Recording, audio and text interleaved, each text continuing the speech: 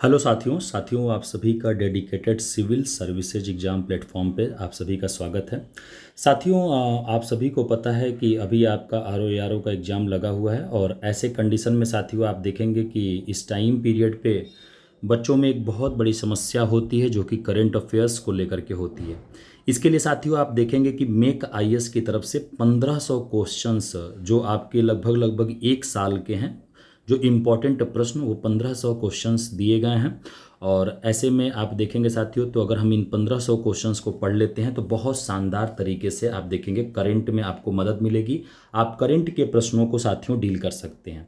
तो make IAS का ये बड़ा ही अच्छा एक योगदान रहा है करंट के मामले में। बाकी आप सभी को पता होगा कि मेक आईएएस अपने आप में यूपी पीसीएस के लिए आर ओ के लिए बहुत अच्छी संस्थान है जो कि टेस्ट सीरीज अवेलेबल कराती है। तो ऐसे कंडीशन में इनके कंटेंट पे हमें नो डाउट है, याद रखिएगा, कोई डाउट इसमें नहीं रखना है। और बहुत ही बच्चे यहाँ से सफल होते हैं। तो जहाँ तक मुझे उम्मीद है कि इनका करंट अफेयर बहुत ही अच्छा होने वाला है और आप एक एक क्वेश्चंस को यहाँ पे साथियों बड़े ही अच्छे तरीके से एक्सप्लेन कर सकते हैं और चीज़ों को देख सकते हैं। तो चलिए साथियों हम लोग चीज़ों को स्टार्ट करते हैं। अभी जो मेरी क्लास चल रही है TWM ऐप पे चल रही है, यूट्यूब चैनल पे चल रही है। अभी मैंने ये नया चैनल स्टार्ट किया है, इसमें मेरे पास अभी डिजिटल बोर्ड नहीं है। इस नाते तब तक आपको जो भी क्लासेस दी जाएंगी वो आपको विदाउट फेस के माध्यम से आपको रिकॉर्डिंग क्लास दी जाएगी। इससे आप लोग यहाँ पे अपने कंटेंट को पढ़ लेंगे, अच्छे तरीके से आप सभी लोगों को रिवीजन कर लेंगे। एकदम भरोसा रखिए कि आपको जो कंटेंट इस प्लेटफॉर्म से दिया जाएगा, भले वो किसी कोचिंग का ही आपको दिया जाए, लेकिन याद रखिएगा सबसे पहले उस कंटेंट को मैं देखता हूँ, तब उसके बाद से मैं आपके लिए वो कंटेंट प्रीफर करता हूं। तो बहुत बढ़िया कंटेंट है और इन 1500 क्वेश्चनों को अगर आप कई क्लास में देख लेते हैं तो आप देखेंगे बहुत शानदार तरीके से आपका करंट अफेयर तैयार हो जाएगा। बाकी साथियों आप सभी लोग बहुत अच्छे से रिवीजन कर रहे होंगे, मैं ये उम्मीद करता हूं। शानदार तरीके से आप इस लास्ट 18 दिनों में केवल रिवीजन करेंगे चीज़ों को, नए कंटेंट पे आप फोकस नहीं करेंगे। चलिए स्टार्ट करते हैं हम। ये 12 महीने का करंट अफेयर है 1500 क्वेश्चंस के माध्यम से। पहला प्रश्न यहाँ पे हम लोग साथियों देखते हैं। पहला प्रश्न आपसे कहा जा रहा है कि हाल ही में संपन्न जो आपकी 26वीं एशियाई एथलेटिक चैंपियनशिप 2025 के संदर्भ में निम्नलिखित कथनों पर विचार कीजिए। और ऐसे कंडीशन में साथियों अगर आप देखेंगे तो इसमें दो ऑप्शन दिए गए हैं। पहला ऑप्शन आपसे यहाँ पे कहा जा रहा है कि इसका आयोजन जो था वो दक्षिण कोरिया में किया गया था। दूसरा ऑप्शन आपसे कह रहा है कि भारत इसकी पदक तालिका में शीर्ष 5 देशों में स्थान बनाने में असफल रहा। और ऐसे में आपसे पूछा जा रहा है कि कौन सा कथन सही है। तो साथियों आप देखेंगे केवल और केवल यहाँ पे फर्स्ट कथन सही होगा। याद रखिएगा सेकंड कथन जो है ये गलत हो जाएगा।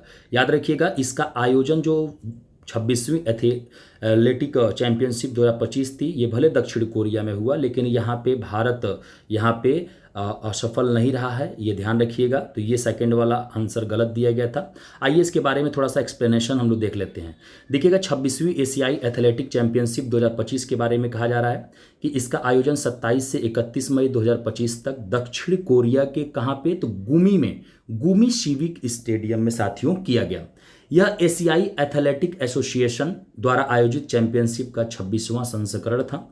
दूसरा कहा जा रहा है कि इस चैंपियनशिप में भारतीय एथलीटों ने शानदार प्रदर्शन किया और चीन के बाद दूसरे स्थान पर रहे। इसी वजह से साथियों यहाँ पे सेकंड वाला ऑप्शन क्या था, गलत दे दिया गया था। भारतीय एथलीटों ने कितने, तो 8 स्वर्ण, 10 रजत और 6 कांस्य सहित 24 टोटल पदक जीते हैं। ये ध्यान रखेंगे आप सभी लोग, इंपॉर्टेंट है। अगला टॉपिक इसमें कहा जा रहा है कि भारत के गुलवीर सिंह चैंपियनशिप के एक ही संस्करण में 2 स्वर्ण पदक जीतने वाले आप देखेंगे पहले भारतीय बनकर के इतिहास रचे हैं। साथियों ये पॉइंट पे आप स्टार लगा लेंगे क्योंकि ये बहुत इंपॉर्टेंट पॉइंट है। आप देखेंगे यूपी पीसीएस का एग्जाम हो या आर ओ का एग्जाम हो, आप ऐसे कंडीशन में देखेंगे साथियों कि यहाँ पे क्या होता है कि आप देखेंगे जब भी विश्व का पहला या भारत का पहली पूछा जाता है तो ऐसे कंडीशन में आप देखेंगे कि ये बहुत इंपॉर्टेंट हो जाता है। तो आपको देखना है यहाँ पे कि 2 स्वर्ण पदक 26वीं एशियाई एथलेटिक चैंपियनशिप 2025 में किसने जीता है, तो आप कहेंगे कि गुलवीर सिंह के द्वारा जीता गया है। ये साथियों इनका नाम आपको ध्यान रखना है। आइए थोड़ा सा हम लोग पदक तालिका के बारे में देख लेते हैं, शीर्ष 5 देशों के बारे में। सबसे पहले हम लोग स्वर्ण देखेंगे, फिर रजत, कांस्य और कुल देखेंगे टोटल। तो टोटल हटा दीजिएगा, टोटल आपसे नहीं पूछा जाएगा, टोटल बस भारत के बारे में आपको ध्यान रखना है। जैसे आप देखेंगे सबसे पहले पे चीन है, तो चीन ने 19 स्वर्ण जीता, 8 रजत जीता, 5 कांस्य जीता और टोटल 32 पदक के साथ आप देखेंगे पहले स्थान को इन्होंने प्राप्त किया है। भारत आप देखेंगे साथियों तो 8 स्वर्ण पदक जीता, जिसमें से आप देखेंगे एक ही ऐसे व्यक्ति हैं गुलवीर सिंह जिन्होंने 2 स्वर्ण पदक इसमें से जीते हैं, मतलब कि बाकी 6 लोगों ने अपने अलग अलग स्वर्ण पदक जीते होंगे। और 10 रजत हैं भारत के लिए और 6 कांस्य थे। टोटल 24 पदक के साथ आप देखेंगे भारत किसने स्थान पर रहा है, सेकंड स्थान पर रहा है साथियों, ये आपको याद रखना है, ठीक है ना। तो ये हमको इतना ही ध्यान रखना है। बाकी आप जापान का देख सकते हैं, श्रीलंका का देख सकते हैं, पाकिस्तान का देख सकते हैं, ये आपसे पूछा गया। तो चीन और भारत का साथियों आपको यहाँ पे तैयार रखना है, ये आपसे पूछा जा सकता है। बाकी ये थर्ड पॉइंट आपको थोड़ा सा तैयार कर लीजिएगा। आइए अगले प्रश्न पे चलते हैं साथियों। हम धीरे धीरे आपके सारे करंट अफेयर एग्जाम तक हम कंप्लीट करा देंगे, बस इसको आप लोगों को सुनते रहना है, ठीक है ना। बस आपको यहाँ से साथियों चीज़ों को सुनना है। सेकंड नंबर प्रश्न देखिए, आपसे पूछा गया है कि निम्नलिखित कथनों पर विचार कीजिए। सॉरी, पहला कहा जा रहा है कि हर साल 1 जून के दिन विश्व दुग्ध दिवस मनाया जाता है। दूसरा कहा जा रहा है कि विश्व दुग्ध दिवस 2025 की जो थीम है वो let's celebrate the power of dairy थी। अब ऐसे में आपसे पूछा है साथियों कि कौन सा कथन सत्य है, तो आप कहेंगे यहाँ पे दोनों के दोनों कथन सत्य है। आइए इनके बारे में थोड़ा सा देख लेते हैं डिटेल्स में। कहा जा रहा है कि 1 जून को प्रति वर्ष आप देखेंगे तो विश्व दुग्ध दिवस मनाया जाता है। आप सभी लोग कमेंट बॉक्स में जरूर कमेंट करेंगे कि दुग्ध क्रांति के लिए हम किसे जानते हैं और भारत का विश्व में दुग्ध में कौन सा स्थान है, ये आपको बताना है, ठीक ना। दुग्ध उत्पादन में भारत का कौन सा स्थान है, ये आप सभी लोग कमेंट बॉक्स में साथियों बताएंगे। ये आपके सीरियसनेस को दर्शाएगा अगर जो भी बच्चा करंट अफेयर्स के इस कमेंट बॉक्स में इसको आंसर देंगे, ठीक है। बाकी साथियों आप देखेंगे यहाँ पे कहा जा रहा है कि इस दिन की शुरुआत साल 2001 में हुई थी, जब संयुक्त राष्ट्र खाद्य और कृषि संगठन ने विश्व दुग्ध विकास दिवस की स्थापना की थी। तो ये आप सभी को यहाँ पे ध्यान रखना है। इस साल आप अपने विश्व दुग्ध दिवस की थीम अगर देखेंगे तो let's celebrate the power of dairy है।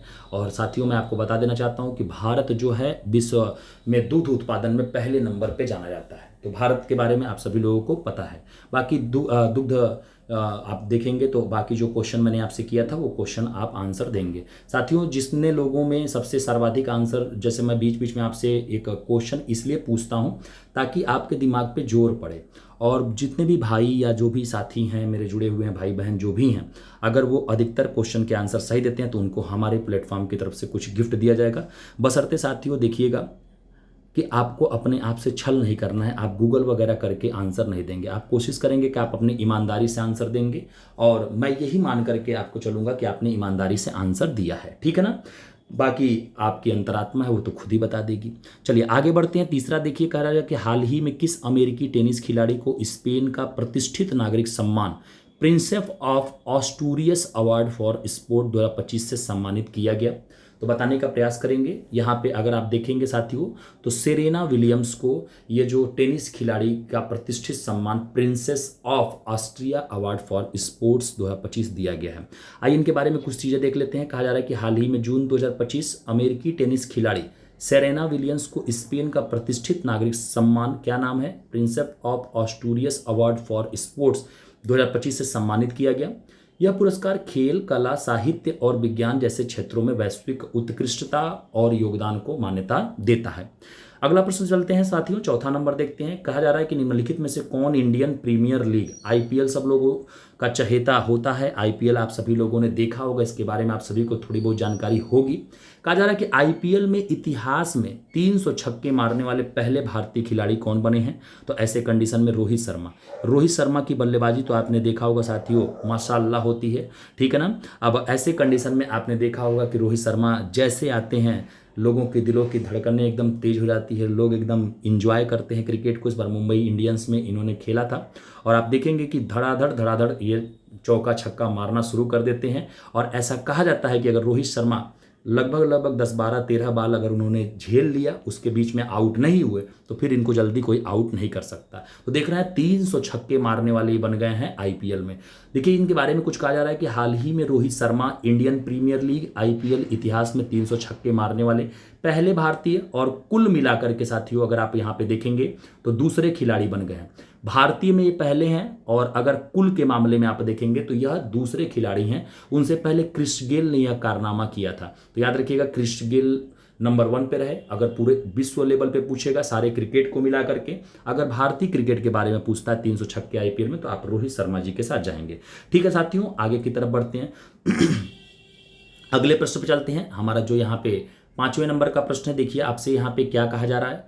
5वें नंबर के प्रश्न में आपसे यहाँ पे कहा जा रहा है कि हाल ही में जून 2025 किस भारतीय प्रतिष्ठित भाला फेंक खिलाड़ी को ऑडी इंडिया का ब्रांड एम्बेसडर नियुक्त किया गया है। आप सभी लोगों का ये सपना होगा, जिन लोगों को गाड़ियों का शौक होगा कि भाई ऑडी की, मर्सिडीज की, बीएमडब्ल्यू की मैं गाड़ियाँ खरीदूं, तो इसके लिए साथियों आपको मेहनत करना पड़ेगा, आरो बनना पड़ेगा और फिर आप देखोगे कि आप ऑडी गाड़ी खरीद सकते हो। ऐसे नहीं खरीद पाओगे। तो इस ऑडी इंडिया का ब्रांड एम्बेसडर किसे नियुक्त किया गया है साथियों? तो आप देखेंगे नीरज चोपड़ा को।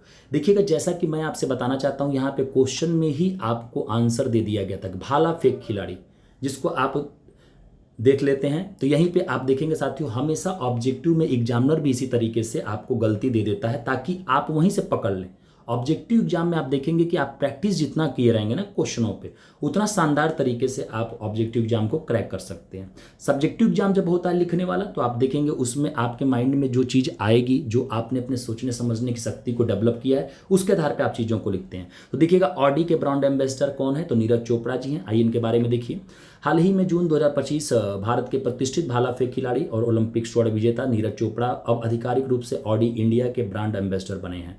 ऑडी इंडिया मतलब कि ऑडी का ब्रांच, ऑडी कहाँ की? बाहर की गाड़ी है। आप देखेंगे साथियों, इसका जो ब्रांच इंडिया में है, ऑडी इंडिया के ऑडी ब्रांच के लिए ब्रांड एम्बेसडर कौन बनाए गए हैं? तो आपको ध्यान रखना है, यहाँ पे नीरज चोपड़ा जी बनाए गए।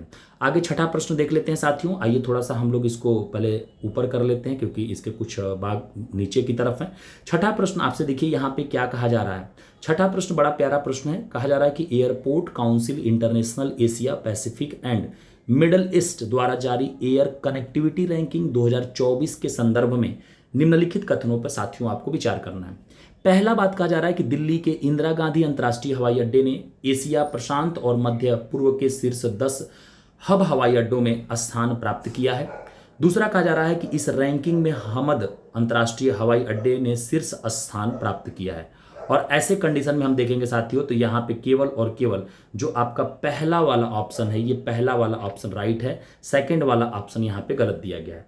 आइए इनके बारे में कुछ देख लेते हैं। एयर कनेक्टिविटी रैंकिंग 2025 कहा जा रहा है कि airport council international Asia Pacific and middle east द्वारा जारी 2024 एयर कनेक्टिविटी रैंकिंग के अनुसार दिल्ली के इंदिरा गांधी अंतर्राष्ट्रीय हवाई अड्डे, जिसको आप IGIA भी कह सकते हो शॉर्ट फॉर्म में, ने एशिया, प्रशांत और मध्य पूर्व के शीर्ष 10 हब हवाई अड्डों में 10वां स्थान प्राप्त किया है। कौनवां स्थान प्राप्त किया साथियों? 10वें नंबर का स्थान प्राप्त किया है। आगे की तरफ अगर हम बढ़ेंगे तो यहाँ पे देखिएगा, आप देख सकते हैं कि इस विशेष सूची में आप देखेंगे साथियों, तो एकमात्र आपके भारत का हवाई अड्डा कौन सा बना है? आप कहेंगे इंदिरा गांधी बस बना है। बाकी भारत के कोई और हवाई अड्डे शामिल नहीं किए गए। बाकी शीर्ष 3 हवाई अड्डों में शामिल कौन सा है? पहले नंबर पे दुबई अंतर्राष्ट्रीय हवाई अड्डा, सेकंड नंबर पे संघाई पुडोंग अंतर्राष्ट्रीय हवाई अड्डा और तीसरे नंबर पे हमद अंतर्राष्ट्रीय हवाई अड्डा दोहा कतर का है और 10वें नंबर पे आपके भारत का है। तो साथियों ये आप ध्यान रखेंगे, ये मेक IAS का मैंने पहले ही आपको बता रखा था कि मेक IAS का ये टेस्ट इनके द्वारा बनाया गया है और इस पर हम लोग डाउट नहीं कर सकते। ये बहुत मानी जानी संस्था है। ठीक है, आगे की तरफ चलते हैं साथियों। हमें कंटेंट जहाँ से मिले, हमारे लायक मिले, हम उसे तुरंत आपको पढ़ा दिया करेंगे और आपको भी पढ़ लेना है, क्योंकि आज के समय में साथियों कंटेंट आप देखोगे तो बहुत ज़्यादा मार्केट में है। लेकिन कंटेंट तो मार्केट में बहुत ज़्यादा है, लेकिन ऐसे कंडीशन में किस कंटेंट पे आप भरोसा करें, ये सबसे बड़ी विडंबना हो जाती है बच्चों में। तो ध्यान रखिएगा साथियों, ये जांचा है, ऐसा कुछ नहीं है कि मैं बहुत ज़्यादा मेक IAS का प्रचार कर रहा हूँ, लेकिन हाँ मैंने देखा कि बहुत शानदार कंटेंट है तो मैंने आपको दिया है। अगला प्रश्न देखिए, आपसे कहा जा रहा है कि हाल ही में केंद्रीय मंत्री जितेंद्र सिंह ने नई दिल्ली में किस नाम से स्वदेशी रूप से विकसित एआई आर्टिफिशियल इंटेलिजेंस की बात कर रहा है, आधारित multi model large language model का शुभारंभ किया। तो आप देखेंगे भारत जेन, किस नाम से, तो भारत जेन। देखिए कहा जा रहा है इसके बारे में कि केंद्रीय मंत्री जितेंद्र सिंह ने नई दिल्ली में भारतीय भाषाओं के लिए स्वदेशी रूप से विकसित सरकारी वित्त पोषित एआई आधारित multi model large language model BharatGen का शुभारंभ किया। किसका शुभारंभ किया, भारत जेन का। और याद रखिएगा यह एक प्रकार से क्या है, तो स्वदेशी है, मतलब कि हमें हमारे देश के द्वारा खुद बनाई गई ये है, ये आपको ध्यान रखना है। आगे कहा जा रहा है कि यह platform text speech image modality को एकीकृत करता है और 22 भाषाओं में सहज एआई समाधान देगा, मतलब कि 22 भाषा। तो आपको यहाँ से याद रखना है कि इसका नाम क्या है, भारत जेन है। ये स्वदेशी आप देखेंगे तो artificial intelligence multi model large language model है और यह 22 भाषाओं में आप देखेंगे तो आपको समाधान दे सकता है। अगला प्रश्न देखते हैं साथियों, हम 8वें नंबर पे चल रहे हैं। कहा जा रहा है कि पुस्तक इंदिरा गांधी और भारत को बदलने वाले वर्ष किसके द्वारा लिखी गई है। बहुत इंपॉर्टेंट है साथियों, इस पे तुरंत आप स्टार लगाएंगे क्योंकि आपसे पूछा गया, पुस्तक का नाम बहुत पूछा जाता है। इंदिरा गांधी और भारत को बदलने वाले वर्ष किसके द्वारा लिखी गई है, तो आप कहोगे श्रीनाथ राघवन के द्वारा लिखी गई है। किसके द्वारा लिखी गई है साथियों, आप कहोगे कि श्रीनाथ राघवन के द्वारा लिखी गई है। आइए इसके बारे में देख लेते हैं, कुछ इंपॉर्टेंट चीजें मिलेंगी तो ले लेंगे उससे भी। हिसार जिले के फरीदपुर गांव के निवासी संदीप आर्य ने गुजरात के मोढेरा में लगातार 20,000 बार सूर्य नमस्कार कर विश्व रिकॉर्ड बनाया है। तो संदीप आर्य के बारे में भी देखिएगा, यहाँ पे पहला पॉइंट आपको बताया जा रहा है कि इन्होंने 20,000 बार सूर्य नमस्कार करके विश्व रिकॉर्ड बनाया है, जो कि गुजरात के मोढेरा के हैं। ओके, उनका नाम अमेरिका बुक और लंदन बुक ऑफ रिकॉर्ड में दर्ज हो चुका है। तो संदीप आर्य जी के बारे में ये जानिएगा। बाकी आप देखेंगे साथियों तो इंदिरा गांधी और भारत को बदलने वाले वर्ष पुस्तक किसकी है, तो श्रीनाथ राघवन की है। आगे कहा जा रहा है कि टाटा समूह के वरिष्ठ नेता IIM बेंगलोर के 1982 बैच के पूर्व छात्र एस पद्मनाभन के बारे में कुछ बातें अब कही जा रही हैं। एस पद्मनाभन के बारे में आप देखेंगे को 30 मई 2025 आप देखेंगे साथियों तो टाटा केमिकल्स का नया अध्यक्ष नियुक्त किया गया। तो जितने भी यहाँ पे मेक IAS ने देखिए साथियों, एक बहुत अच्छा ये इनोग्रेशन इन्होंने किया है कि जो 4 ऑप्शन है उन चारों ऑप्शन को इन्होंने ऐसा रखा है जो करंट में कहीं ना कहीं आपके लिए इंपॉर्टेंट होंगे। तो आपने देखा कि टाटा केमिकल्स के नए अध्यक्ष एस पद्मनाभन को दिया गया है। वहीं पर आप देखेंगे किताब इंदिरा गांधी और भारत को बदलने वाले वर्ष श्रीनाथ राघवन द्वारा लिखी गई है। यह किताब इंदिरा गांधी के शासनकाल और भारत में उनके द्वारा किए गए परिवर्तनों पर केंद्रित है। आगे देखिएगा, आगे आपसे कहा जा रहा है कि लेफ्टिनेंट जनरल दिनेश राणा, इनके बारे में देखिए इस चौथे पॉइंट में बताया गया है कि इन्होंने 1 जून 2025 को अंडमान और निकोबार के 18वें कमांडर इन चीफ के रूप में पदभार ग्रहण किया है। ये साथियों मुझे बहुत अच्छा लगा मेक IAS का ये जो इन्होंने इनोग्रेशन किया है इस बार करंट अफेयर में, कि बहुत शानदार तरीके से इन्होंने चारों ऑप्शंस को याद रखिएगा जो भी करंट के आधार पे थे उसी आधार पे इन्होंने रखा है ताकि बच्चे इन चारों को एक ही साथ पढ़ सके। मतलब कि आप एक क्वेश्चन के साथ साथ आप देखोगे चारों ऑप्शंस को भी डील करते हुए चल रहे हो। 9वां प्रश्न देखिएगा, कहा जा रहा है कि हाल ही में किस देश ने तियानवेन 2 अंतरिक्ष ग्रह मिशन लॉन्च किया है। अगर हम इसकी बात करते हैं कि तियानवेन 2 अंतर्ग्रहीय मिशन किसने लॉन्च किया है, आप कह सकते हैं साथियों चाइना लॉन्च कराएगा। इसके बारे में देखिए कहा जा रहा है कि चीन ने पृथ्वी के निकट क्षुद्रग्रह 2016 HO3 से नमूने एकत्र करने और बाद में मुख्य बेल्ट धूमकेतु का पता लगाने के लिए तियानवेन 2 अंतर्ग्रही मिशन लॉन्च किया। अब देखिएगा यहाँ पे बच्चे, आपको ये क्वेश्चन अगर मिलता एग्जाम में तो आप आराम से इसको कर सकते थे। ये नाम कुछ मिला जुला लग रहा है ना, चीनी लैंग्वेज की तरह। देखिएगा आगे इसके बारे में कुछ कहा जा रहा है कि इस मिशन को 30 मई 2025 को चीन के सिचुआन में चिजोंग सैटेलाइट लॉन्च सेंटर से लॉन्ग मार्च 3B रॉकेट के उपयोग से इसे लॉन्च किया गया। अगला प्रश्न चलते हैं साथियों, 10वां नंबर। कहा जा रहा है कि 29 से 31 मई 2025 तक ग्लेशियरों के संरक्षण पर अंतर्राष्ट्रीय सम्मेलन 2025 का आयोजन किस शहर में किया गया। देखिएगा साथियों ये इन्वायरमेंट का बहुत इंपॉर्टेंट मुद्दा है। अब बहुत सारे बच्चे क्या करते हैं कि इन्वायरमेंट तो उनको तैयार होता है इन्वायरमेंट के जितने बेसिक प्रश्न हैं वो तैयार कर लेते हैं। करंट में साथियों आपको यही ध्यान रखना है। जैसे देखिए अब ये प्रश्न है, इसको इन्वायरमेंट से कनेक्ट करके आपसे पूछ लिया जाएगा। अब ऐसे कंडीशन में आप देख रहे हैं कि ग्लेशियरों के संरक्षण की बात की जा रही है। अब क्यों की जा रही है? क्योंकि आप देख रहे हैं साथियों कि आपके वायुमंडल में CO2 गैस बढ़ रही है, और CO2 गैस बढ़ रही है तो वायुमंडल धीरे धीरे गर्म हो रही है। अब जब वायुमंडल गर्म हो रही है साथियों, तो आप देखेंगे ग्लेशियर पिघलेंगे। जब ग्लेशियर पिघलेंगे तो ग्लेशियर छोटे मोटे थोड़ी ना होते हैं, 30-30, 40-40 किलोमीटर, 50-50 किलोमीटर के एकदम चौड़ाई उनकी होती है, लंबाई होती है। ऐसे में आप देखेंगे कि नदियों का जलस्तर बढ़ेगा, समुद्र का जलस्तर बढ़ेगा, और आप देखेंगे धीरे धीरे जो आइलैंड्स वगैरह हैं, जो निचली भूमियां हैं, वो डूबने लगेंगी। तो ऐसे में हमें यहाँ पे याद रखिएगा कि ग्लेशियरों के संरक्षण पे सम्मेलन किया गया था 29 से 31 मई, और आप ये देखेंगे साथियों दुशांबे में किया गया था। कहाँ पे किया गया था? तो दुशांबे में किया गया था। देखिएगा 29 से 31 मई 2025 तक ग्लेशियरों के संरक्षण पर अंतर्राष्ट्रीय सम्मेलन 2025 का आयोजित दुशांबे में किया गया था। यहाँ पे याद रखिएगा तजाकिस्तान सरकार कि ये आप देखेंगे तो तजाकिस्तान की राजधानी है दुशांबे, ध्यान रखिएगा वहाँ पे किया गया। याद रखिएगा इसको यूनेस्को विश्व मौसम विज्ञान संगठन और एशियाई विश्व विकास बैंक के सहयोग से इसको किया गया था, ये आपको ध्यान रखना है। बहुत इंपॉर्टेंट मुद्दा है साथियों, ये आपसे पूछा जा सकता है, 10वां नंबर वाला प्रश्न, ये ध्यान रखेंगे आप सभी लोग। आगे की तरफ बढ़ते हैं साथियों, तो 11 नंबर प्रश्न को हम लोग यहाँ पे देखते हैं। 11 नंबर प्रश्न आपसे क्या कहा जा रहा है इसके बारे में देखिएगा।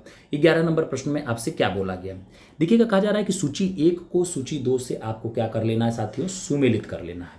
आइए सुमेलित कर लेते हैं। सुमेलित करने के लिए अगर आप देखेंगे तो आपसे कहा जा रहा है कि विश्व डोपिंग निरोधक एजेंसी के अध्यक्ष कौन बनाए गए हैं। तो ऐसे कंडीशन में मेरे प्यारे भाई आप कहोगे कि इसके अध्यक्ष बनाए गए हैं कौन, विटोल्ड बांका जी। ओके, पुर्तगाल के नए प्रधानमंत्री कौन बने हैं आपसे पूछ लिया जाता है साथियों, ये ध्यान रखेंगे तो आप कहेंगे लुइस मोंटेनेग्रो बने हैं। पोलैंड के राष्ट्रपति कौन बने हैं अगर आपसे पूछा जाएगा तो नए राष्ट्रपति हैं करोल नवरोकी जी। और दक्षिण अफ्रीकी क्रिकेटर कौन है, तो यहाँ याद रखिएगा हेनरी क्लासेन। तो ये देखिएगा कुछ आपको घुमा फिरा करके यहाँ दिया गया था, तो ऑप्शन ए इज राइट होगा, ये आपको ध्यान रखना है। आइए इसके बारे में देख लेते हैं। विश्व डोपिंग निरोधक एजेंसी वाडा फाउंडेशन बोर्ड ने स्वतंत्र अध्यक्ष विटोल्ड बांका व उपाध्यक्ष किसको, यांग को तीसरे और अंतिम 3 साल के कार्यकाल के लिए फिर से चुना है, जो 1 जनवरी 2026 से 2028 तक इनका कार्यकाल रहेगा। दूसरा पॉइंट कहा जा रहा है कि केंद्र दक्षिणपंथी सोशलिस्ट डेमोक्रेटिक पार्टी और डेमोक्रेटिक अलायंस के लुइस मोंटेनेग्रो ने लिस्बन में अजूडा पैलेस में पुर्तगाल के नए प्रधानमंत्री के रूप में शपथ लिया है। तीसरा आप देखेंगे पोलैंड के विपक्षी लॉ एंड जस्टिस पार्टी द्वारा समर्थित एक स्वतंत्र उम्मीदवार करोल नवरोकी ने पोलैंड के राष्ट्रपति पद के लिए हुए दूसरे दौर के चुनाव में जीत दर्ज की है, ठीक है। और चौथी पॉइंट कहा जा रहा है कि अनुभवी दक्षिणी अफ्रीकी क्रिकेटर हेनरी क्लासेन ने आधिकारिक तौर पर अंतर्राष्ट्रीय प्रारूपों से संन्यास की घोषणा की है, जिसे 2018 में शुरू हुए उनके सफल करियर का अंत हो गया। तो याद रखिएगा ये आपसे कई तरीके से इस प्रश्न को साथियों पूछा जा सकता है कि किसने अंतर्राष्ट्रीय प्रारूपों से संन्यास ले लिया, तो आप कहेंगे हेनरी क्लासेन। कहाँ के हैं, तो दक्षिण अफ्रीकी क्रिकेटर हैं ये आपको ध्यान रखना है। इनकी बैटिंग आप लोगों ने देखा होगा, बहुत शानदार बैटिंग ये भी करते हैं। आगे चलते हैं मेरे प्यारे साथियों, आगे की तरफ बढ़ते हैं। 12 नंबर प्रश्न देखिएगा, धीरे धीरे मैं आपको ये एग्जाम तक पूरे 1500 क्वेश्चंस कंप्लीट करा दूंगा। साथियों मैं आपको बता देना चाहता हूँ कि इसके साथ साथ मैं एक बैच आपका और शुरू कर रहा हूँ, जिसमें आप देखेंगे कि आपने पढ़ाई तो बहुत ज़्यादा किया है, आपने नो डाउट 1-2 साल से आपने पढ़ा है, जब तक 2023 से पेपर आउट हुआ, पेपर कैंसिल हुआ, फिर उसके बाद से आपने पढ़ा ही पढ़ा है, प्रैक्टिस भी आप कर ही रहे हैं साथ ही साथ। साथियों आप देखेंगे कि जब हम लास्ट 15 दिन बचे होते हैं तो हमें क्या करना होता है, जो भी एग्जाम हम देने जाते हैं उसके लगभग 10-12 पेपर 10-12 साल के जो आए होते हैं उन्हें हमें सॉल्व करके जाना होता है। इससे आपको फ़ायदा क्या होता है, आपका माइंडसेट उसी तरीके से सेट हो जाता है। आप जब टॉपिक्स को पढ़ते हो अलग से तो आपको पता चलता है कि भाई ऐसे ऐसे क्वेश्चंस पूछे जा सकते हैं। तो इस तरीके से साथियों आपको ध्यान रखना है कि आपके लिए मैं आर के पिछले 5-7 साल का पेपर भी ईयर वाइज जैसे आप पेपर देते हैं वैसे मैं आपको करा दूंगा। आप लोग कमेंट बॉक्स में जरूर अपना राय रखिएगा कि क्या ये सही रहेगा या नहीं रहेगा, क्योंकि आपका जो एग्जाम से पहले माइंडसेट मैं आपको उसी तरीके से बनाना चाहता हूं। आगे की तरफ बढ़ेंगे। क्वेश्चन नंबर 12 अगर हम लोग देखें साथियों, यहाँ पे इसमें आपसे क्या कहा जा रहा है, इस क्वेश्चन में समझने का आप सभी प्रयास करेंगे। कहा जा रहा है कि हाल ही में चर्चा में रहे चिनाब रेलवे ब्रिज के संदर्भ में निम्नलिखित कथनों पर विचार कीजिए। अभी आपने देखा होगा चिनाब रेलवे ब्रिज पे लोग बहुत ज़्यादा टूरिस्ट जा रहे हैं, काफ़ी ऊंचाई पे है, और ऐसे में आप देखेंगे लोग जा करके वहाँ पे एंजॉय कर रहे हैं, जी रहे हैं अपनी ज़िंदगी को। और हम लोग क्या है कि यहाँ अभी तैयारी के ही पीरियड में हैं और हम सोच रहे हैं कि भाई हमें एक रोज़गार मिल जाए फिर हम अपनी ज़िंदगी को जिएँ। साथियों ईश्वर से मैं कामना करता हूं कि आप सभी को इस बार सफलता मिले। ठीक है, अब यहां देखिएगा चिनाब रेलवे ब्रिज के बारे में आपसे सही कथन पूछा गया है और ऐसे में आप देखेंगे पहला कथन कहा जा रहा है कि यह विश्व का सबसे ऊंचा रेलवे आर्च ब्रिज है, बिल्कुल सही बात है। दूसरा कहा जा रहा है यह ब्रिज जम्मू और कश्मीर के रियासी जिले में स्थित है, यह भी सही है। तीसरा कह रहा है यह पेरिस के एफिल टावर से लगभग 35 मीटर ऊंचा है, बाप रे। और चौथा कह रहा है यह उधमपुर श्रीनगर बारामूला रेलवे लिंक का हिस्सा है। साथियों आप देखेंगे सभी के सभी चारों कथन क्या हो जाएंगे, सत्य दिए गए हैं। साथियों ये बहुत चर्चा में रहा, इसलिए ये चारों कथन को आपको तैयार रखना बहुत इंपॉर्टेंट है, इस पे स्टार लगा लेना आप। देखो चिनाब रेलवे ब्रिज के बारे में देख लेना, कहा जा रहा है कि मोदी जी ने 6 जून को चिनाब ब्रिज का उद्घाटन किए। यह विश्व का सबसे ऊंचा रेलवे आर्च ब्रिज है। यह ब्रिज जम्मू और कश्मीर के रियासी जिले में स्थित है। इस परियोजना को वर्ष 2003 में मंजूरी दी गई थी। विश्व का सबसे ऊंचा रेलवे पुल बन गया है चिनाब नदी पर 359 मीटर, आप अगर फीट में देखें तो 1178 फीट की ऊंचाई पर बना है, जो पेरिस के एफिल टावर से 35 मीटर ऊंचा है। पेरिस का भाई एफिल टावर ही तो फेमस है, आप देखो उससे कितना ऊंचा है, समझ रहे हो। तो इसीलिए लोग यहाँ पे इंजॉय करने जा रहे हैं। लोग यहाँ पे आप देख रहे हैं बहुत सारे रील्स भी वायरल हो रहे होंगे, जो लोग वहाँ जा रहे हैं रील्स के रूप में चीज़ों को डाल करके वहाँ से भेजते हैं। आगे देखिएगा कहा जा रहा है कि जम्मू कश्मीर के रियासी में बक्कल और कौरी के बीच बना आर्च ब्रिज नदी तल से 1178 फीट ऊपर है, जो कटरा से बनिहाल तक के महत्वपूर्ण संपर्क को बनाता है। कटरा कौन सा, तो आप देखेंगे साथियों वही जम्मू कश्मीर वाला। बनिहाल आप सभी को पता है, बनिहाल दर्रा के बारे में आप लोगों ने पढ़ा होगा। यह उधमपुर श्रीनगर बारामूला रेलवे लिंक का हिस्सा है, ये आपको ध्यान रखना है किसको किसको जोड़ता है। और वहीं अंजीखड ब्रिज देश का पहला केबल आधारित रेल ब्रिज है, जो भी इसी परियोजना का हिस्सा है। तो ये आपको 2 बातें यहाँ से साथियों ध्यान रखनी है। ओके, चलिए अगला प्रश्न देखते हैं मेरे प्यारे भाई। अगला प्रश्न हम लोग देख लेते हैं, देखिएगा जिसमें आपसे यहाँ पे 13 नंबर प्रश्न क्या कहा जा रहा है कि हाल ही में केंद्रीय खेल मंत्री डॉक्टर मनसुख मांडविया ने किस शहर में अर्बन अड्डा 2025 सम्मेलन का उद्घाटन किया। देखिएगा कौन है, केंद्रीय खेल मंत्री हैं ये हमारे डॉक्टर मनसुख मांडविया जी, और इन्होंने अर्बन अड्डा 2025 का सम्मेलन का उद्घाटन किया है। कहाँ पे, तो नई दिल्ली में। ठीक है ना, कहाँ पे मेरे प्यारे भाई, नई दिल्ली में। आइए थोड़ा इसके बारे में देख लेते हैं। देखिएगा खेल मंत्री डॉक्टर मनसुख मांडविया ने नई दिल्ली में अर्बन अड्डा 2025 का सम्मेलन किया। 3 से 5 जून तक चलने वाले इस सम्मेलन में जलवायु अनुकूल शहर, लिंग और गतिशीलता, स्वच्छ हवा और पानी, अपशिष्ट प्रबंधन, समावेशी परिवहन पर विषयगत सत्र शामिल किया गया। इस 3 दिवसीय सम्मेलन में आप देखेंगे तो युवा, विशेषज्ञों और दिग्गजों को एकजुट करके बेहतर शहरी भविष्य बनाने की यहाँ पे बात की गई। याद रखिएगा साथियों, इसी बीच में आप देखेंगे तो 3 जून को आपको याद रखना है विश्व साइकिल दिवस मनाया जाता है। इसके अवसर पर आयोजित इस कार्यक्रम के दौरान डॉक्टर मांडविया ने औपचारिक रूप से 2 महत्वपूर्ण प्रकाशनों का शुभारंभ भी किया। पहला आप देखेंगे साइकिलिंग बच्चे और शहर, जिसके लेखक है डॉक्टर भैरवी जोशी। दूसरा है road to cycle to school, लेखक डॉक्टर भैरवी जोशी और AR पुष्पारिक। आप देखेंगे साथियों कि एक ऐसा समय था कि लोग साइकिल से चलना पसंद करते थे। धीरे धीरे देखेंगे कि लोगों के पास पैसा आना शुरू हुआ और लोगों के घरों में आप देखेंगे तो 2-3 मोटरसाइकिल आज औसतन आपको देखने को मिल जाएगी एक घर में। अब ऐसे कंडीशन में हमारा इन्वायरमेंट इतना ज़्यादा प्रतिकूल हो गया है कि आप देखेंगे यहाँ पे विश्व साइकिल दिवस क्यों मनाया जा रहा है। इसका रीजन है कि भैया आप 3 जून को विश्व साइकिल दिवस मनाइए। कोई भी दिवस मनाने का रीजन यही होता है कि आपको उससे जागरूक किया जा रहा है। अब देखो फिर से भारत साइकिल पे आना चाह रहा है। साइकिल आप चलाओगे तो आपका स्वास्थ्य बेहतर रहेगा। जब स्वास्थ्य बेहतर रहेगा तो आप देखोगे इन्वायरमेंट में आप योगदान दे पाओगे। जो CO2 और अन्य गैसें उत्सर्जित होती हैं गाड़ियों के अर्धजलन धुएं से, वो नहीं होंगी। तो इस तरह से आप देख रहे हो ये 2 पुस्तक आपके लिए बहुत इंपॉर्टेंट है और ये डेटा आपको इंपॉर्टेंट है। तो ये साथियों आपको ध्यान रखना है, ये आपसे पूछा जा सकता है, बहुत इंपॉर्टेंट है। इसके शॉर्ट नोट्स आप तुरंत नोट डाउन करते चलेंगे हमारे क्लास के साथ साथ। अगला प्रश्न देखेंगे, 14 नंबर प्रश्न आपसे क्या कहा जा रहा है। यहाँ पे कहा जा रहा है कि हाल ही में तेलंगाना सरकार ने किस नए वन्यजीव संरक्षण रिजर्व को नामित किया है, जो कवाल टाइगर रिजर्व और तड़ोबा अंधारी टाइगर रिजर्व को जोड़ने वाले एक महत्वपूर्ण बाघ गलियारे के रूप में कार्य करेगा। देखना मेरे भाई, बाघ गलियारा, बाघ हमारे यहाँ कम हो रहे हैं इनकी प्रजातियां, इनके लिए आप देख रहे हैं इनकी संख्या बढ़ाने के लिए हर जगह की स्टेट सरकार, केंद्र सरकार अपने अपने तरीके से प्रयास कर रही है। तो ऐसे में जो आप देखेंगे तड़ोबा अंधारी टाइगर रिजर्व को जोड़ने वाला एक महत्वपूर्ण बाघ गलियारा, ये जो इसके रूप में कार्य करेगा वो कौन सा है, तो आप कहेंगे कुमराम भीम संरक्षण रिजर्व। ये याद रखिएगा कहाँ पे है, तेलंगाना में है। कहाँ पे है, तेलंगाना में है मेरे प्यारे भाई, ये याद रखना है आपको। देखिए कहा जा रहा है कि कुमराम भीम संरक्षण रिजर्व हाल ही में तेलंगाना सरकार ने वन्यजीव संरक्षण अधिनियम 1972 के तहत आदेश जारी किए, जिसमें कवाल टाइगर रिजर्व तेलंगाना और तडोबा अंधारी टाइगर रिजर्व महाराष्ट्र को जोड़ने वाले एक महत्वपूर्ण बाघ गलियारे को कुमराम भीम संरक्षण रिजर्व के रूप में नामित किया गया है। ये 1493 वर्ग किलोमीटर में फैला है। यह नव घोषित रिजर्व भारत की बड़ी बिल्लियों की आबादी, मध्य भारतीय परिदृश्य में अन्य महत्वपूर्ण जैव विविधता की रक्षा के प्रयासों को मजबूत करेगा। इसका उद्देश्य आप देखेंगे तो तेलंगाना, महाराष्ट्र, छत्तीसगढ़ के रिजर्वों के बीच बाघ संपर्क को बढ़ाना है। साथियों आप देखेंगे कि आपका जो साउथ भारत है, आपका जो उत्तर भारत है, ये दोनों आपस में देखेंगे तो कितना भी भारत में जुड़े हुए हैं, लेकिन आप देखेंगे तो थोड़ा बहुत पार्शियलिटी हो ही जाती है। ऐसे कंडीशन में साथियों आप देखेंगे सरकार बाघों को तो बचाएगी ही बचाएगी, कनेक्टिविटी इन स्टेट्स की करेगी, साथ ही साथ सामाजिक कनेक्टिविटी को भी बढ़ावा देने के लिए यहाँ पे ये कार्य प्रयास किया गया है, ये आपको ध्यान रखना है।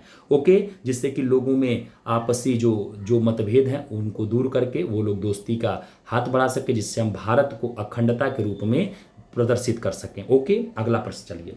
अगला प्रश्न आपसे 15 नंबर कहा जा रहा है कि एनालेना बेयरबॉक के संदर्भ में निम्नलिखित कथनों पर विचार कीजिए। पहला कह रहा है कि हाल ही में इन्हें संयुक्त राष्ट्र महासभा के 80वें सत्र के लिए अध्यक्ष चुना गया था। दूसरा कहा जा रहा है कि वे महासभा का नेतृत्व करने वाली पहली महिला होंगी। अब यहां पे देखिएगा आपसे पूछ रहा है कौन सही है, तो ऑप्शन डी सही है। सेकंड वाला यहां पे गलत हो जाएगा, पहला केवल सही है। यहां पे देखिए इसके बारे में कहा जा रहा है हाल ही में जून 2025 में जर्मनी की पूर्व विदेश मंत्री एनालेना बेयरबॉक संयुक्त राष्ट्र महासभा की अगली अध्यक्ष, जो कि 80वें सत्र के लिए बनाई जाएंगी, निर्वाचित होंगी हुई हैं। वह कैमरून के फिलेमॉन यांग का स्थान लेंगी, इसके पहले वो थे। वे इस पद पर आसीन होने वाली पश्चिमी यूरोपीय समूह की पहली और महासभा का नेतृत्व करने वाली 5वीं महिला होंगी। ये ध्यान रखना है, पश्चिमी यूरोप की पहली और महासभा की 5वीं महिला, ये आपको साथियों ध्यान रखना है और उनका नाम आपको याद रखना है। अगला प्रश्न चलिए साथियों, अगला प्रश्न हम सभी देखेंगे। अगला प्रश्न आपसे कहा जा रहा है 16 नंबर कि भारत अपना पहला ध्रुवीय अनुसंधान पोत किस देश के सहयोग से बनाने जा रहा है, जिसके लिए हाल ही में garden rich ship builders and engineers limited ने एक समझौते पर हस्ताक्षर किए हैं। तो आप देखेंगे यह भारत जो है वो नॉर्वे के साथ आप देखेंगे ये समझौता कर रहा है।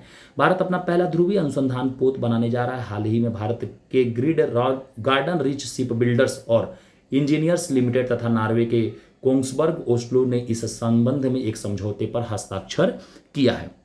अगला प्रश्न देखेंगे साथियों हम लोग 17 नंबर प्रश्न हम लोग देखेंगे। यहाँ पे थोड़ा सा ये पहली क्लास है तो थोड़ा सा पहली क्लास में इसलिए छोटा रखूंगा क्योंकि आपका मैं प्यार देखना चाहता हूँ। अगर आपको ज़रूरत है तो आप कमेंट बॉक्स में कमेंट करिएगा, मैं आपको ये लंबे क्लास खींच करके करा दूंगा। साथियों मैं अभी लाइव सेशन इसलिए नहीं ले सकता क्योंकि आप देखेंगे कि TWM प्लेटफॉर्म पे मेरी क्लास चल रही है, जहाँ पे मैं एक तरीके से डिजिटल बोर्ड पे क्लास लेता हूँ। अभी मेरे पास डिजिटल बोर्ड नहीं है और ऐसे कंडीशन में ये साइड से मैं आपको गाइड करने के लिए एक प्लेटफॉर्म बना रखा हूँ। तो प्लीज़ आप सभी लोगों को अच्छा लगे तो आप लोग एक बार इसको शेयर करिएगा, लोगों से सब्सक्राइब भी करने को करिएगा और एक बार वीडियो को लाइक भी करिएगा और अपना प्यारा रिव्यू साथियों जरूर दीजिएगा, ठीक ना। ये आपके लिए ही बिल्कुल बनाया गया, इसीलिए मैंने इसका नाम डेडिकेटेड शब्द रखा, जो एकदम एक रूप में आपके लिए रहे, तैयार रहे, हर स्थिति में तैयार रहे।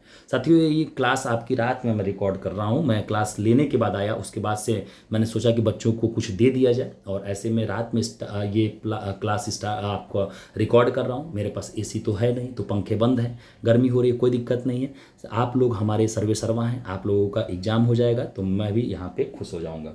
आगे बढ़िएगा, आगे आपसे निम्नलिखित कथनों पर विचार करने के लिए कहा जा रहा है और ऐसे कंडीशन में पहला पॉइंट देखिए कहा जा रहा है कि हाल ही में उत्तर प्रदेश सरकार द्वारा अग्निवीरों के लिए यूपी पुलिस और पीएससी की भर्ती में 10% का आरक्षण की व्यवस्था की गई है।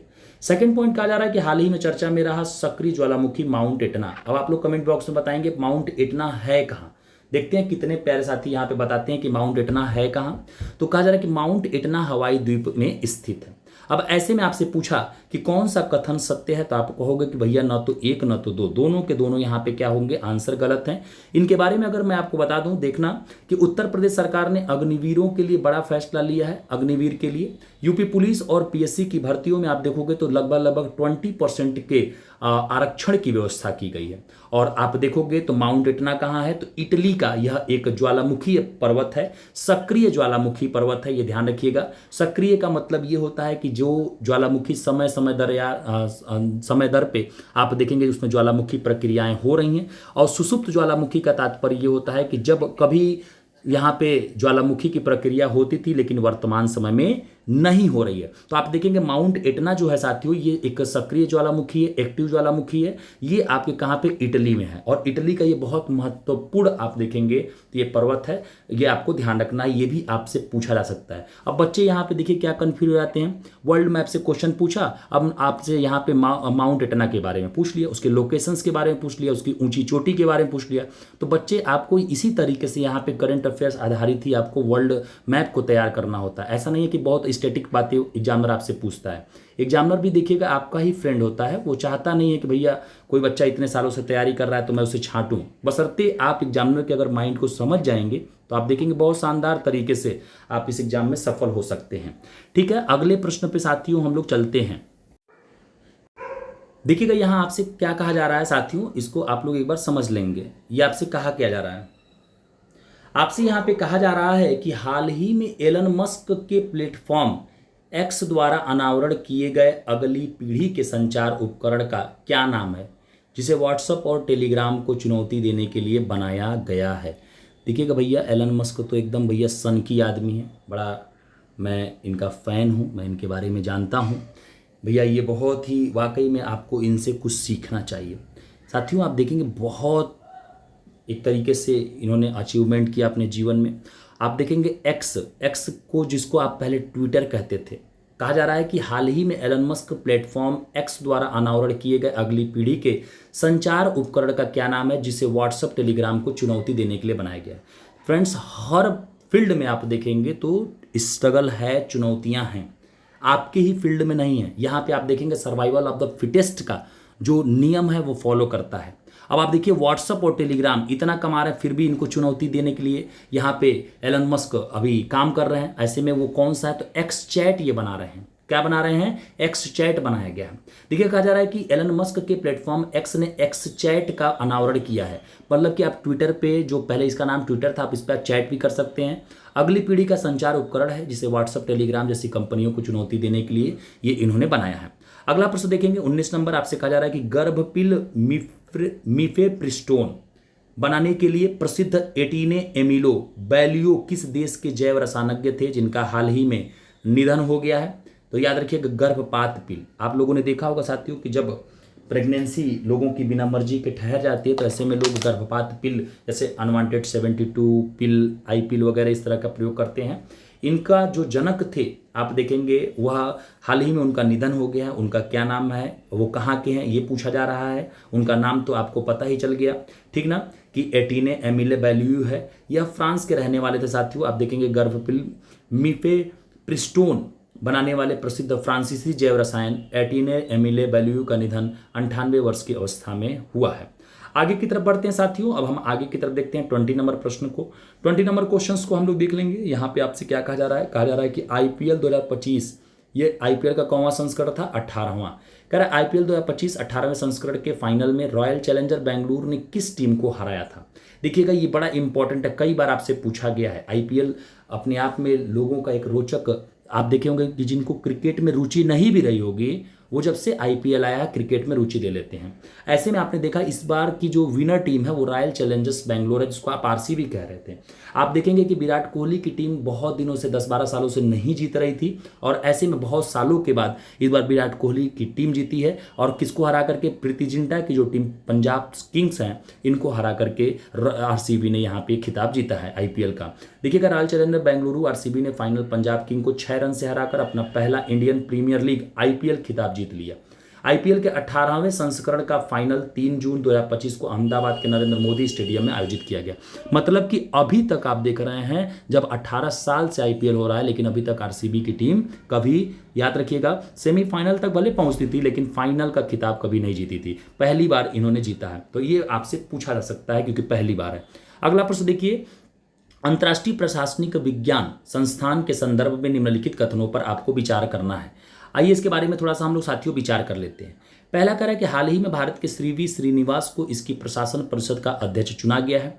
दूसरा आपसे कहा जा रहा है यह संयुक्त राष्ट्र का औपचारिक रूप से संबद्ध निकाय है। साथियों आप देखेंगे केवल और केवल यहाँ पे पहला कथन सही होगा, दूसरा गलत है। याद रखिएगा। इसके बारे में देख लेते हैं। अंतर्राष्ट्रीय प्रशासनिक विज्ञान संस्था IIAS के बारे में, भारत के श्रीनिवास 2025 से 28 के कार्यकाल के लिए अंतर्राष्ट्रीय प्रशासनिक विज्ञान संस्थान की प्रशासन परिषद का अध्यक्ष इन्हें चुना गया है। वे प्रशासन परिषद के अध्यक्ष के रूप में बहरीन के रायद बिन शम्स का स्थान लेंगे। भारत प्रशासनिक सुधार विभाग के माध्यम से 1998 में इसका सदस्य देश है। यह 31 देशों, 20 नेशनल सीक्वेंस, 15 शैक्षणिक अनुसंधानों केंद्रों का एक संघ है जो लोक प्रशासन पर वैज्ञानिक अनुसंधान के लिए संयुक्त रूप से सहयोग करता है। दूसरा कह रहा है कि इसके प्रमुख सदस्य में भारत, जापान, चीन, जर्मनी, इटली, कोरिया, सऊदी अरब, दक्षिण Africa, Switzerland, Mexico, Spain, Qatar, Morocco, Indonesia आदि ये आपके देश शामिल किए गए हैं। तो भारत भी इसमें है, ये आपको ध्यान रखना है, ये आपको साथियों ध्यान रखना है। याद रखिएगा साथियों, यह एक प्रकार का अगर आपसे पूछा जाए तो ध्यान रखिएगा अंतर्राष्ट्रीय गैर लाभकारी संगठन है। इसके बारे में ध्यान रखिएगा, जिसकी स्थापना 1930 में की गई थी। अगला प्रश्न आपसे कहा जा रहा है कि हाल ही में संपन्न उलान बटार ओपन कुश्ती रैंकिंग सीरीज 2025 में भारतीय पहलवानों ने कुल कितने पदक जीते थे। देखिएगा किसमें कहा जा रहा है कि उलान बटार ओपन कुश्ती रैंकिंग सीरीज 2025 में भारतीय पहलवानों ने कुल कितने पदक जीते थे। तो आप कहेंगे साथियों 21 पदक यहाँ पे भारतीय पहलवानों के द्वारा जीता गया है। इसके बारे में हम लोग साथियों थोड़ी सी बातों को देख लेते हैं।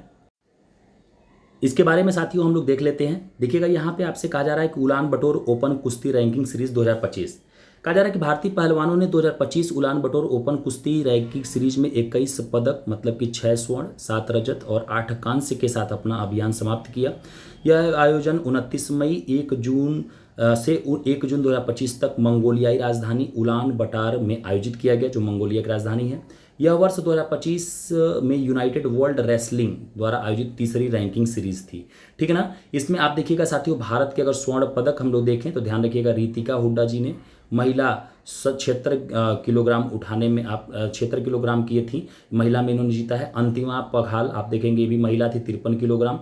नेहा सांगवान इन्होंने भी जीता है और स्वर्ण पदक प्राप्त किया। मुस्कान जो कि महिला 59 किलो की थी, ये भी इन्होंने भी जीता है। हर्षिता ने भी यहाँ पे याद रखिएगा साथियों इस स्वर्ण खिताब को जीता है। फिर आप देखेंगे साथियों तो यहाँ पे अंतिम महिला है अनिल मोर जो कि ग्रीको रोमन 55 किलो के साथ है। मतलब कि ये भारत के स्वर्ण पदक आपने इतने लोगों ने प्राप्त किए हैं। ये इतने लोगों का नाम आपको साथियों ध्यान रखना है। ठीक है ना। तो ये आपको साथियों यहाँ पे याद रखना है। अच्छा, इसके बारे में और आपको याद रखना है कि वरिष्ठ पहलवानों की पहली रैंकिंग सीरीज जाग्रेब क्रोएशिया में आयोजित की गई थी और दूसरा देखेंगे तो तिराना अल्बेनिया में, और आप देखेंगे तो 2025 की चौथी और आखिरी रैंकिंग सीरीज 17 से 20 जुलाई 2025 तक हंगरी के बुडापेस्ट में आयोजित यहाँ पे आप देखिए किया गया है। ठीक है ना। इसके बारे में आप सभी लोग थोड़ा सा ध्यान रखिएगा।